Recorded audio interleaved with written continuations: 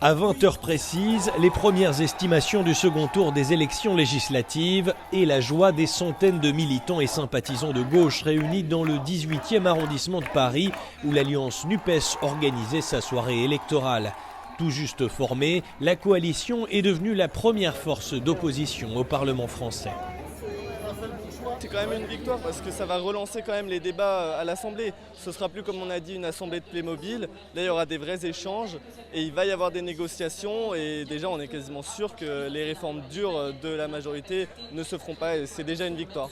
Bien sûr, je suis satisfait, mais je pense que ce n'est qu'un début, le début d'un processus qui vise à remettre en cause le président et surtout toute sa politique antisociale. Le leader de la NUPES et candidat malheureux à l'élection présidentielle, Jean-Luc Mélenchon, a pris la parole dans la foulée. Pas un instant, nous ne renonçons à l'ambition d'être ceux qui gouvernent ce pays et qui l'amènent à un autre horizon.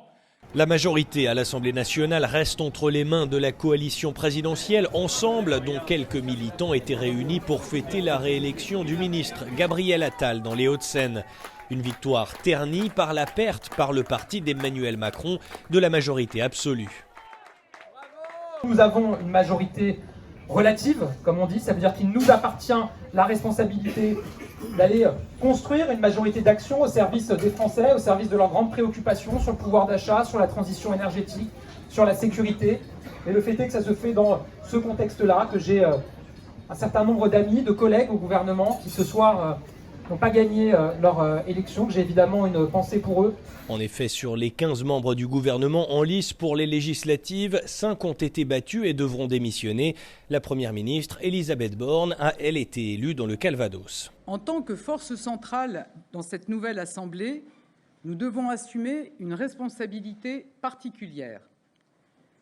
Nous travaillerons dès demain à construire une majorité d'action.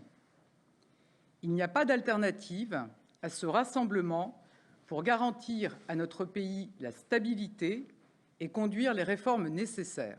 L'un des principaux vainqueurs du scrutin n'est autre que le Rassemblement national de Marine Le Pen, dont le nombre de députés a été multiplié par 15, une percée inédite dans l'histoire de la Ve République. Voilà pour cette 4e et dernière soirée électorale du printemps 2022 en France. En conclusion, un Parlement éclaté qui chamboule le début de mandat d'Emmanuel Macron. Son gouvernement devra désormais négocier pour gouverner. Cyril Forneris, CGTN, Paris.